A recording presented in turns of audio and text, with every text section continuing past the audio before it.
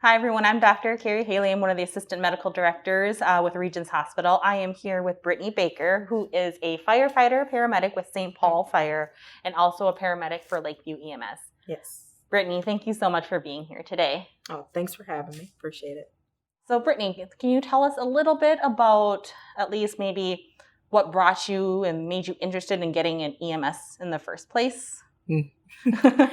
I initially wanted to go to school for nursing to do pediatric oncology, kind of follow in the footsteps to like take care of kids like my sister. And then a friend told me about St. Paul Fire's EMS Academy.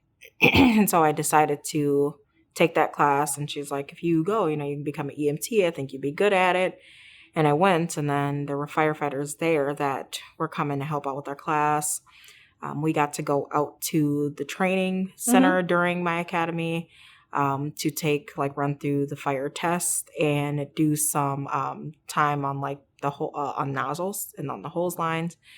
And I actually got to do that with Tommy McDonough, with Chief McDonough, and with Tommy Jr.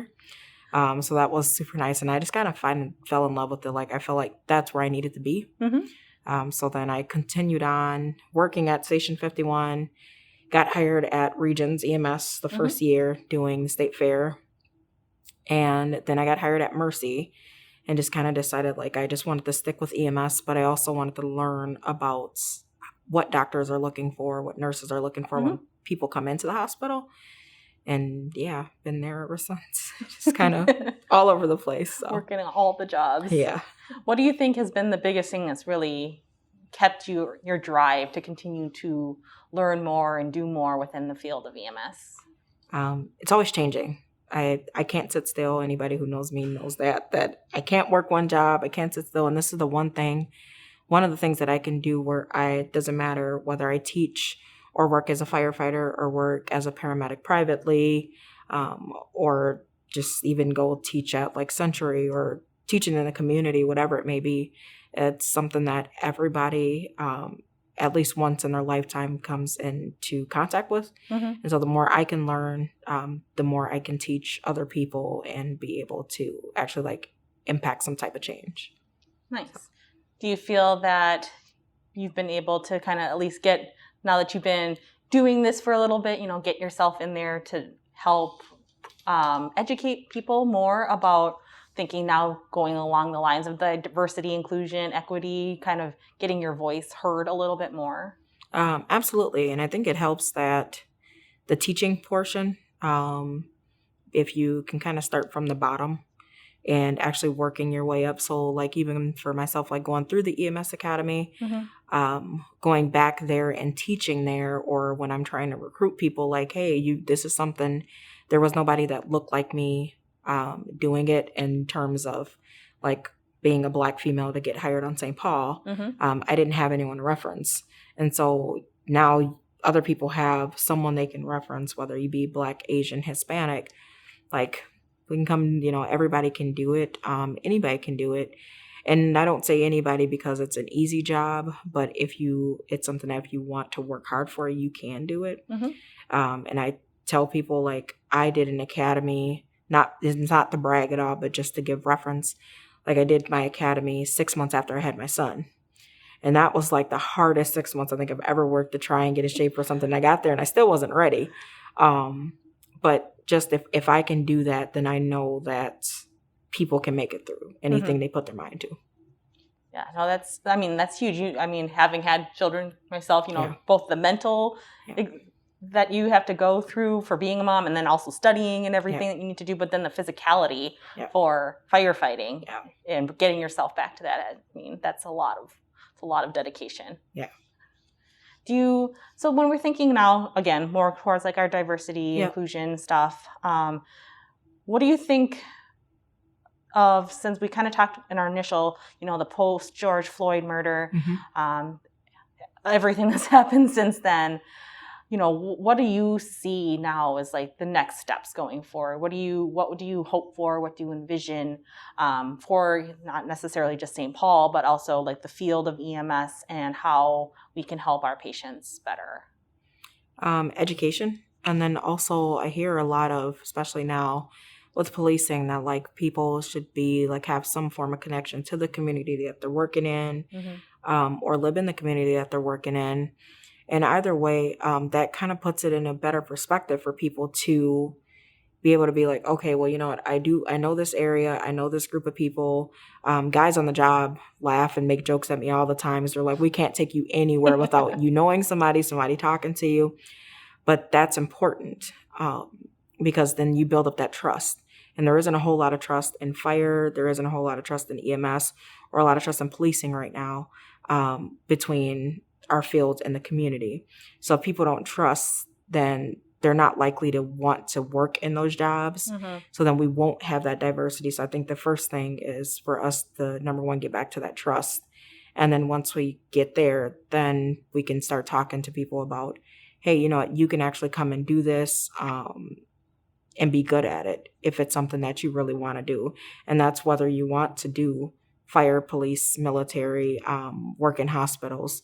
Because I've heard from a multitude of patients that we've dropped off at like United and at Regions, where they're like, this is like downtown St. Paul, and the staff do not reflect what the community looks like. And I think that's something that needs to happen in order to have that connection. Yeah, that's a really interesting point, because I've actually thought about that and talked about it too with like the colleagues in the hospital. I mean, you being a pre-hospital provider and knowing so many people in the community, I mean, I feel like you have a really good insight into how people feel when they come to the hospital, or how people feel when a crew shows up and it's all a bunch of white males. What do you feel patient, or what kind of feedback have you had from patients, you know, when you show up that either look more like you or they can relate to you more? Do you feel like that's been a really big advantage for you in terms of how they perceive their healthcare? Yes and no. More yes, because their level of anxiety kind of comes down. Where you call 911, everything, and just had this conversation yesterday, like, just because we don't necessarily as providers look at, you know, their vital signs or look at some things and say, oh, well, I don't think this is an emergency, doesn't mean it's not an emergency for them. And so we have to get over that cultural hump. And for me, being able to kind of see how people, first of all, how African Americans react when certain tragedies happen, being able to relate to that, I feel like I can be the calm in the storm a lot of times, to be like, no, like this is normal, this is our normal. And then even going back to the stations and have a table talk, like, you may not understand it because where you come from, there may not be a lot of African Americans, or there may not be a lot of Asians, whatever the situation is. But then also, I've been lucky in working at Station 51, where we have been a melting pot, where there have been people from, you know, Cambodia, Iran, South America, like all over the world, literally. And so we take time to talk to each other about those cultural differences and even how we can better help each other. So I do that even with Abdi, who is Somali. Like, okay, Abdi, I had this situation. How do I handle that with, you know, the Somali community? Because not all the time as a Black woman am I perceived as an equal to the Somali community. And he's like, oh no, sis, like, you can do this, this, and this. So taking the time to have even those conversations with people that you know, but having them genuinely and not just to make comments or be negative about it. Sure. Yeah, I mean, I think that's a really good point too. And it's interesting that you bring it up, because I feel that, you know, people just being able to talk to each other, just like person to person, human to human, has been something that we're not very good at for some reason these days. And I know there's been a lot of hesitancy when I've talked to some of my like Caucasian physicians and other leadership people who, you know, it's a little bit of this, like, should I talk to someone? Like, is it okay that I talk to them? Is it okay that I ask these questions? What do you say to people who have those questions? Because I think that's a lot of the barrier and a lot of the fear that people have right now of, is it okay? Should I be able to do this? Is it appropriate? But you never know. So you never know if it's okay if you don't ask. And I mean, worst thing that they can do is say, no, I don't want to have that conversation. But and get to know someone first. So like I'm around you a lot. I'm around some of the other, docs and other people a lot. So I don't have a problem with having those conversations if people want to have them, but I can't be the only person that people are comfortable with having that conversation with. So if you know someone else, like the worst thing that they can say is no.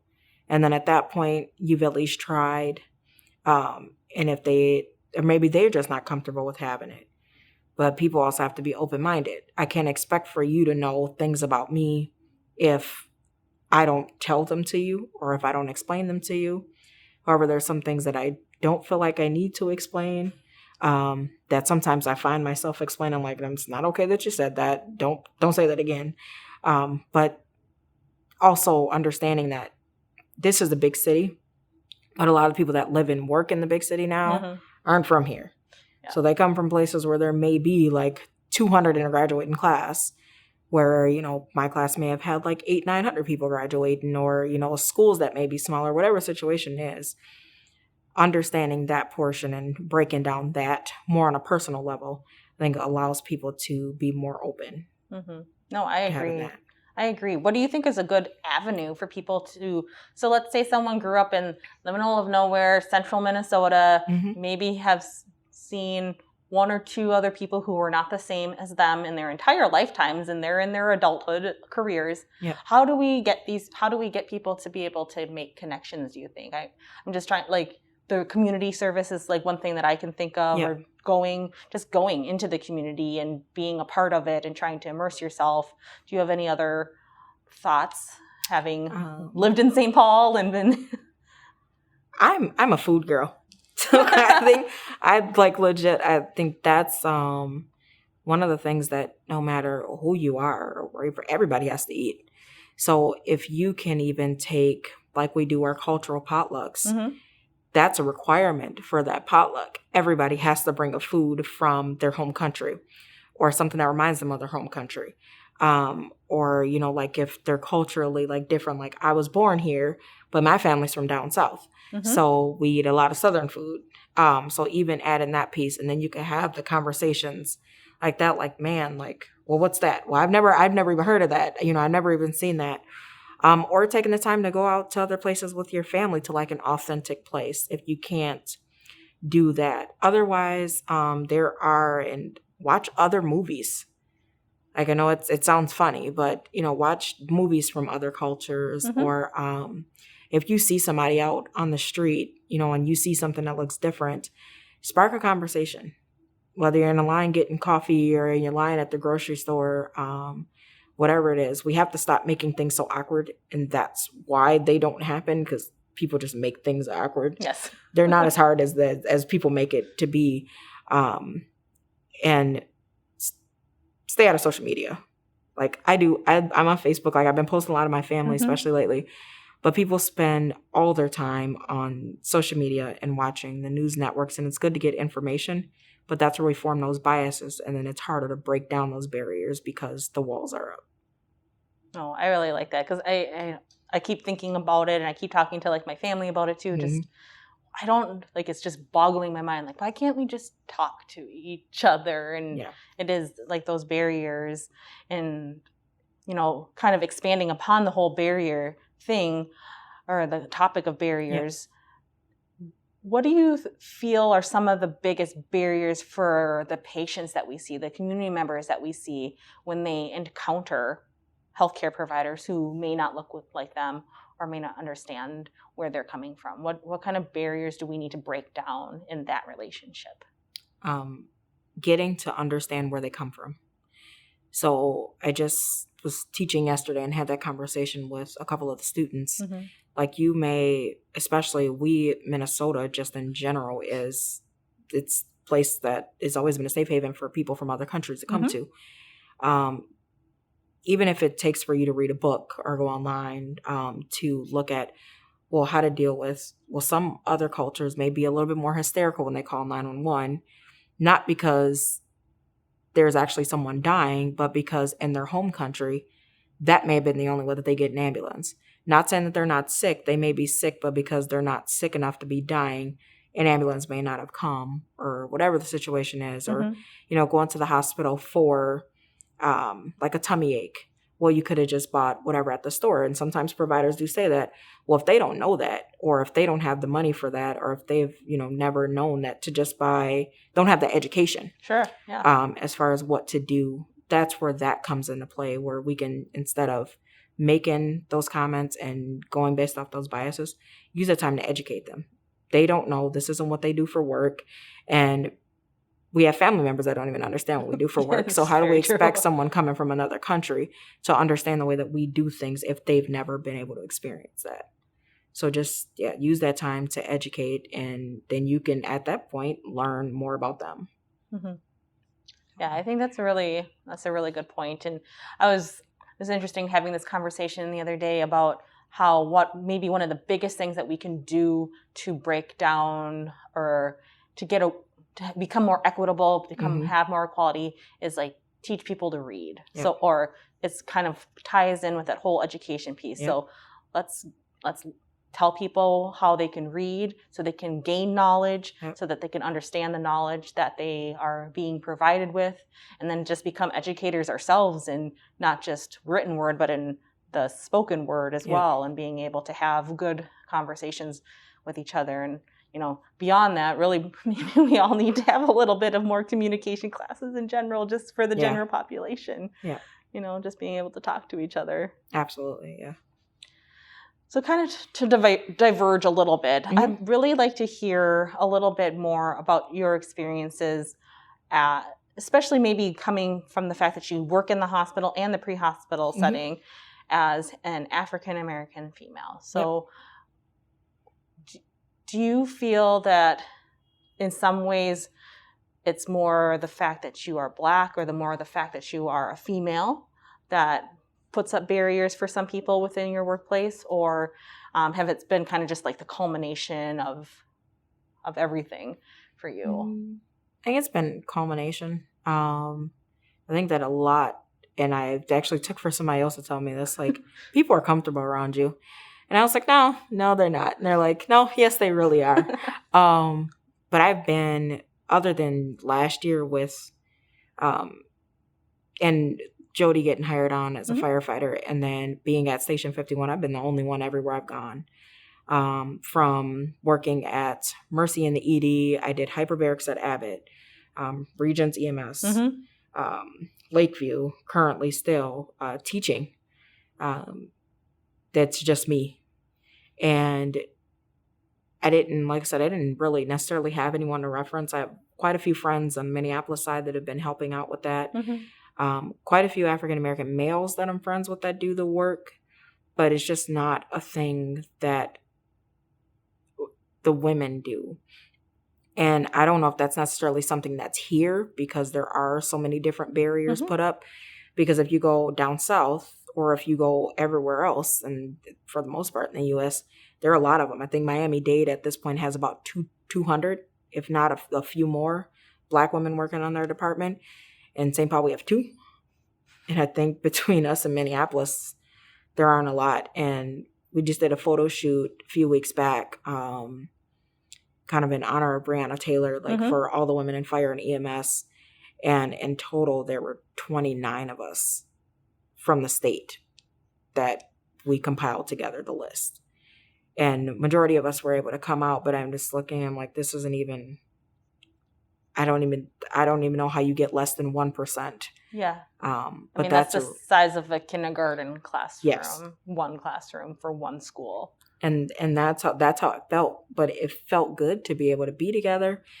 But I think that if there are more of us, more little girls, more women will see, and then being able to tell our stories, like Jody being a mother, and then me being a mother, and they'd be like, oh my gosh, I have kids. But this is something I can actually do because I have kids. Like, and I see somebody else doing it. We're not single women, that don't really have any life experience. But it's been hard. Won't say it's been easy, especially being the only one and growing up the way that I did. Even some of the terms and slang that I use when I'm talking that I don't necessarily find to be a big deal, but people have complained about it in the past. And it's like, like this, I didn't know any different because that's how I grew up in it. I didn't necessarily say anything wrong, but because I was out of my element and, you know, somewhere in the suburbs, then it was like, that's a problem. Because it's suburbs and they're not Yeah. knowledgeable about. I will never forget. I told someone's family member that was coming to visit a patient to make a left at the corner and then bust a left at the other corner. He found his destination and then went and complained to the charge. Had to actually find the charge nurse to go to complain to her. And she actually went to someone else first and then she came to me. And she's like, did you tell him to bust a left? And I was like, yeah, I just gave him directions. And she's like, oh, he came to complain and said how unprofessional it was. And I was like, well, did he find it? And she was like, yeah, he found it. I'm like, okay. Like, so obviously understood what you were trying to say. And I didn't think it was a bad thing, you know, but he complained about it. And it wasn't hard to seek me out because it was just me. So I'm like, it's only you. Yeah. Oh, I think it's really sad, but it's empowering for me to hear, though, that you guys are kind of bonding and really trying to get your voices out there through EMS and fire too, and trying to get the next generation to say, like, hey, we can do this. Yeah. We're here. And so now all these little girls do have mentors. Yeah. They have people that they can go to and talk to and hopefully learn from and be inspired by. And I think that's really, on the one side it's really sad, but on the other side it's very, very inspiring and really, really neat and cool that you guys can do that. Have you thought about, you know, how you have fire, like the Firefighters United for, have you ever thought about having more just even within the female group to have something for people to kind of have like a meeting or have a more of an official group within together? Firefighters United or separately? Or either or, separate or so I'm a part of Women in Fire, which is a organization that is nationwide, specifically for women that work in fire departments. I also participate, and there is a group of Soul Sisters in Smoke, which is specifically for African American women around the country that are in fire, because some of the issues are different than women in fire. And then I just kind of grouped together with, you know, women in Minneapolis, different women that do EMS around here. And I do brunches. And sometimes it's not even just women in fire and EMS.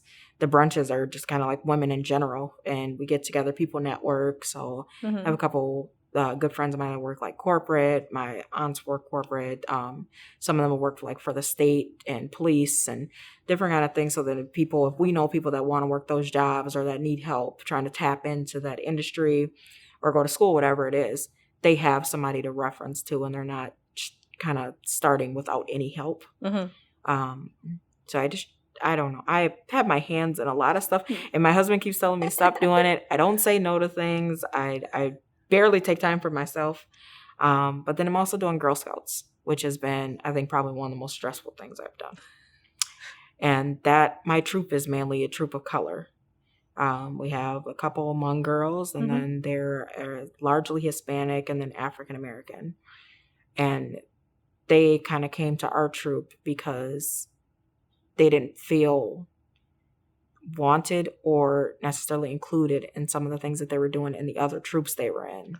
Yeah. And which is kind of hard to hear. It is. Because then I'm like, all right, I got enough on my plate. I probably shouldn't be doing this. But then I also feel like, well, who else is going to do it? Because apparently nobody else has been. Yeah. And not saying that there aren't other troops that are of kids of color, but it just is like, man, no kid should feel like that. No. Kids shouldn't figure out until later on that race is a thing and bias is a thing. But these girls are figuring it out early. Yeah, that's really sad to hear. And I'm glad that even though it's a lot on your plate, that at least there's someone for them. How do you think we can, because one of my concerns and one of my thoughts through everything is that I'm really glad we're talking about race now. I'm really glad that we're having these conversations, and I'm really glad that people are wanting to make change. Yeah. But my concern has always kind of started being like, that's a lot for the people that it's about. So, Yep. you know, like for you, it's a lot on your plate because it Yep. means a lot of questions for you, a lot of what's the answer from Yep. you, or, you know, any other minority or ethnic minority, even female, you know, female, Yep. male, female thing, whatever the issue is, it kind of puts a lot of the burden on the person Mm-hmm. who it's about. How do you see us that, again, thinking about moving forward, how do Yep. we bridge that? How do we now, we've said things, we're trying to talk about it, how can we push some of that burden away from someone or the group that we're trying to target? How do we push some of the burden off of their shoulders? And this is just me personally, how I felt and observation. You and I are having an open dialogue about it. There are a lot of people that are talking about it and not a whole lot that are listening. And that, I think, is part of the problem. It's like everybody's like, well, we're going to talk about race. We're going to do, you know, let's talk. But yeah, that's the hugest part of the conversation, of actually having a conversation, is to be able to listen to that person and say, well, these are the things that have been done to me that have affected me. Here's what are some things that you as a supporter can do, you know, to help, or whatever the situation is. And I think a lot of people are missing that part. Because if you can't understand me, or if you can't listen to me, you can't speak for me. Yeah. And I'm a strong believer in that. And that is because if you saying, well, I support you and I'm here for you and I want to do X, Y, and Z for you, but you missed, you know, 7, 8, 9, 10 of, you know, the things that I've said, that's not going to work. So actually listening during the conversation, and then or even listening when you see the stuff on TV happening or the news happening, you can't just sit idly by. You have to be like, okay, well, this is a conversation I had, or these are things that I've experienced with a person that I know of color, that I'm not just an acquaintance with, but I'm good friends with. That's not okay. This is not okay. And until people make the things that are going wrong and that are not going okay, until they make them so uncomfortable for everybody, to have to make that change, I don't think it will happen. And I will never forget, I got a good friend of mine, I want to say it may have been Jamie, learned at a training that there was a comment or a quote that they said, when you're accustomed to privilege, equality can feel like oppression. And I think that's a huge, just especially now, and this was said way before all this happened. And everybody's like, what about me? What about me? Well, if, you know, all of us don't feel okay, none of us are going to be okay. And if, you know, one of us feels uncomfortable, we're all going to be uncomfortable. And that's to the point, the mindset that we have to get into in order for us to all feel like, no, we are in this together. And I tell people, whether you're, you know, right, left, white, black, whatever the situation is, we are all Americans. And we have to think kind of on that level before we can start getting out to the rest of the world. But to the rest of the world, we're all Americans. It doesn't matter what we look like. Yeah. We seem to be the only ones that care about what we look like. Yeah. And that's just from experience going overseas to different places. And they're like, oh, you're an American girl. I'm like, I've never been called that. I've always been like, it's been black or white, you know, not, well, no, you're American. So it's different seeing it from that perspective from Australians to say that. And I'm like, that's the way that, even for me, I'm African American. So I'm not going to forget about the American part.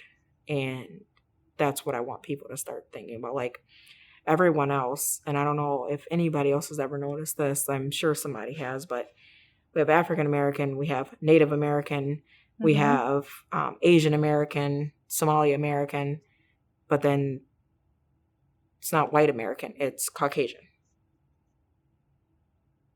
So that, even with that thinking, is kind of difficult to get by with. I don't know. Yeah, no, I can see, you know, that kind of brings into the whole, the conversation of how, the bigger conversation about the systemic things that are in America. And it's just even those tiny, tiny little things that when you hear it over and over your entire life, makes a difference in how you perceive yourself or perceive your place in society. And I think that's maybe that barrier, that jump that people really need to try to think about more critically, because you could say, oh yeah, well, it's fine, it's just words. But it's that whole repetitive, that's how I feel, this is how things are in our society. And I think that's, both you and Abdi really kind of brought up the conversation, or the subject of, caring about wanting to care about the other person. So like he was talking about how in the fire world, within his station, like he feels very supported because like that you eat together, you do things together, you are a team together, and that we're missing that, I think, as the society at large. We think about ourselves, or we think about just our little world and don't expand it, when it is, like you said, we're America. We're all together in our little piece of the world. Yeah. And it gets hard when you have that, and him and I have had that conversation, but when I even see a different level of respect as being this, if I'm in regular clothes versus if I'm coming in one of my uniforms, even to the point where you're like, people are looking like, oh my gosh, like she's a firefighter. And then, but if I'm just an other person, it shouldn't be that way. It should be respect me because I'm a human being versus, well, I have different level of respect for you because you're wearing that uniform than I would if you when you are in regular clothes. And I've had that before where I'll get followed in a store, kind of like pretending that people are putting stuff on shelves if I'm in my plain clothes. But if I come in my uniform, it's, oh, how can I help you? Like, do you need anything? Like, no, I'm okay. And then some of those times I'm feeling like I could just pick this whole store up and walk out. But because I have a uniform, they're like, oh yeah, hey, have a good day, And it's like that's not okay. Yeah. Because it's still, it's you. Yeah. Still, both cases, it's still you. me. It's Brittney. When I take off this uniform, I'm still me. And if I'm a good person outside of the uniform, I'm a good person with the uniform on, and vice versa. So, yeah. Yeah. Oh, I think that's really good food for thought for a lot of people to think about, and how they perceive others, and how we should be responding to each other as humans in America, for sure. I don't know, Brittney, do you have any other thoughts that you wanted to like get out there or anything? Because I've really appreciated a lot of our conversation here today, and I have a lot to think about, I think, now. And I like talking with you. I think you have a lot of really, like I said, I've always thought that you have a lot of really good things to say. So thank you. I appreciate your time and the conversations that we had here. Oh, thanks. No, just that people like that, treating people like they're your family is a real thing. I think people have gotten away from life in like the barter system, and that's how I look at it. Like, I'm going to need you one day, you're going to need me one day, but we can't know for sure that we can count on each other or be there for each other if we aren't getting along. And if I need something, am I going to go without that thing because I am different from you? Well, no, I'm going to try and get along with you so I can get what I need and you can get what you need. And that way everybody's taken care of. And we are, like, at the end of the day, everybody's, we're all in it together. And whether it be, you're white, black, Asian, no matter what you are, I need you, you need me. And so we have to figure out a way to get along, to get that done, and genuinely get along, because that's the only way that we're going to continue to go forward. Like, that's just how I look at it. Like, between battling race wars, pandemics, and everything else, like, I didn't see a single race on especially not in the U.S., that didn't have someone affected by losing their job, not having food for their family, whatever it is. So if we're all having the same issues, even from a pandemic, that just show people right there that we're no different. Yeah. Like, when it comes to it, when it comes to like the bottom line, there's zero differences. We all have the same needs, Yep. wants in life, and that. Yep. Maslow's hierarchy. Yeah, of the needs. hierarchy of needs. Yep. Yes, absolutely. Yeah. All right, Brittney, that kind of wraps it up, I think. I want to thank you again so much for being here today. Oh, thanks for having me. Appreciate it. It was a good talk. It was.